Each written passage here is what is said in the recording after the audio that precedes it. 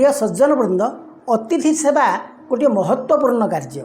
शास्त्र कहती अतिथि देवो भव, अतिथि को देवता भली सम्मान करने उचित। अतिथि को सम्मान सहित आसन दब एवं पीवा को पानी टिके दब, आवश्यक हेले किछि भोजन मध्य देव। अतिथि को तांकर आवश्यकता पूरण पाई चेष्टा करिवो। जदि आपणक द्वारा होई पारुना ताहेले नम्रतार सहित नाही करिवे एवं अतिथि की किछि देबा पाई चेष्टा करिवे। कारण शास्त्र कहती जे गृह अतिथि बाहुड़े से जन प्रेत मुखे पड़े। तेणु अतिथि की केबे हेले असंतुष्ट करिया पाई चेष्टा करंतु नाही। अतिथि की जहा देबे ताहा आपण पाखक दुई गुण होई फेरी आसीबो।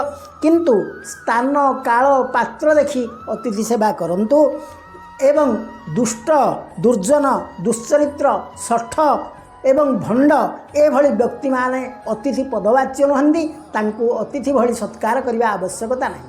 जय जगन्नाथ।